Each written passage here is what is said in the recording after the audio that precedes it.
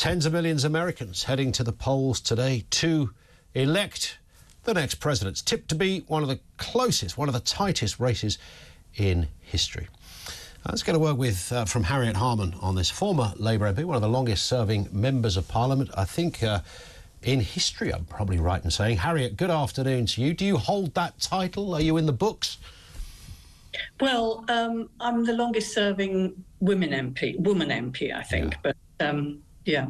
Pesky Peter Bottomley probably got in there somewhere, didn't he? Yeah. Probably. Nice to have you. It's not how long you're there, it's what you do when you're there. You are absolutely right. Listen, nice to have you with us. I'm going to take a punt here that you are not Team Trump when it comes to the American elections, but I guess the question that interests us here is who will be best for Britain? Well, absolutely, without a shadow of a doubt, best for America, best for the world, and certainly best for Britain would be Kamala Harris. You know, for very many reasons, and not just because Donald Trump would be a disaster for America, for the world, and for this country. I guess one of the bits that intrigues me, Harriet, and it was the same with our elections here, when you're not particularly enamoured by either candidate, but you gravitate naturally, ordinarily, to a certain party. So I understood why lots of people might not like the Conservatives in July. But it's still interesting why a Conservative would then go to Keir Starmer. We've seen this, you know, all the time. So I get why you might not like Donald Trump, but, you know, you're an experienced parliamentarian, far more experienced than somebody like Kamala Harris. So I get that, but why? What is it about her? Bearing in mind she was quite anonymous for many years, and suddenly half an hour ago she popped up as this, you know, new young thing that's going to run the country and the world. What is it that she's done or does that you think is a perfect fit to be leader of the free world? Well, I think she came in very late to the race, which is not ideal. She's only had something like 4 months to run this campaign, whereas Donald Trump has had something like 4 years. But I think she's a very substantial person. You know, even before she became vice president, you know, she was a prosecutor, and you can see how she's conducted herself in the campaign, that she is a substantial person. And just to say why I think that she would be good as president, I think first off, don't underestimate the impact it would have for the largest democracy in the world to have a woman president. And she is not making a big thing about this, but actually we shouldn't ignore the impact it would have. And it reminds me of when I was talking to a woman in a village in northern Ghana, and she was working on a program of UN women for tackling domestic violence. And at that point, Hillary Clinton was running for the White House. And this woman said to me, all the men in my village are saying, I can't do this and I can't do that because I'm a woman. But if Hillary Clinton gets elected to the White House, then a woman will be in charge of the most important and powerful country in the world, and no man in my village can tell me I can't do something because I'm a woman.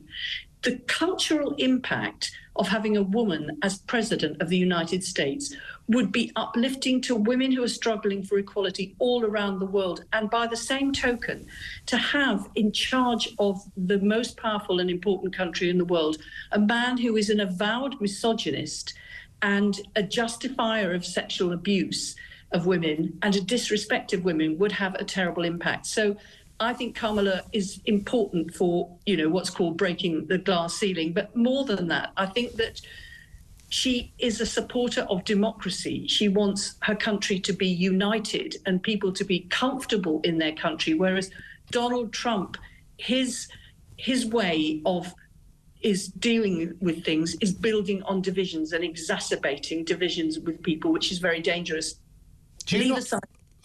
So, no, I was just going to say, Harriet, do you think there is something, however, and we know what it's like, and you know more than most when, you know, you have political adversaries and those on the opposite side. I'm sure over the years in Parliament, now in the House of Lords, that there are people that you became friends with who not in the same party, that you very much respect, and, you know, you might fundamentally disagree.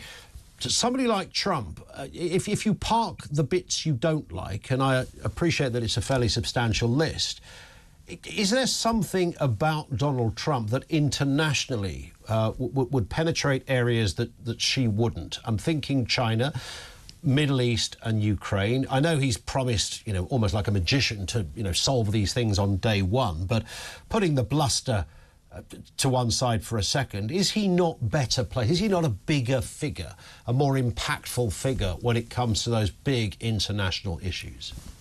He is a big figure, and in all the wrong ways. And somebody once said that politics is a competition on storytelling. And one of the things that Donald Trump is good about is telling a story about people's lives. But he uses that in a way which is entirely destructive. And if you think about what he's saying about tariffs, putting a 10% tariff on all goods that are imported into America. America is 25% of the world's GDP. That would immediately have a global economic impact and make life very difficult for a trading nation such as us. And I think that if that were the case, it will be really important for us to really see what we can do to strengthen our trading links with all those European countries who are still our most important partners. And I think that Donald Trump is very unpredictable. It's not something where he's just putting on an act of being odd and unpredictable. He genuinely is, and some people have said, but once he gets in again, he'll mellow and he'll want people to like him, so he'll be more moderate. But it seems to me that what is more likely to happen when he gets in is his desire for revenge against those people who opposed him, whether they were in the Democratic Party, whether they were in the media in the United States, whether they were in other countries abroad. His desire for revenge will be greater than his desire to be liked, and that spells real problems. And just a final point then, based on everything you've said, you want her to win, but will she? Well, I don't know. I'm in a state of absolute anxiety about it. And I think one of the things about democracy is it depends on the loser's consent. We have an important thing in this country where the person who's lost in a general election graciously concedes defeat because it's the power of the voters that matters. It doesn't matter how powerful you were, you could have been prime minister, but at the end of the day, you're nothing if the voters don't choose you, and you concede. And that's why the loser in politics is as important as the winner in terms of setting the path forward. And the danger is that Donald Trump will, as he's signalling today and has been signalling clearly, will not accept the result. And it's tragic to see wire fences, metal fences going up, shops being boarded up. Why? Because there's a vote of the people, and it looks like the person who, if he does lose, won't accept the result. And that is terrible for democracy, and something which also radiates around the world to all those other countries who are struggling to establish democracy. Yeah, I think we can all agree on that last point, certainly. Listen, Harriet Harman, thank you. Great to have you on with us. Harriet Harman, of course, for 3.5 decades as an MP in this country, high-profile front bencher, now in the House of Lords.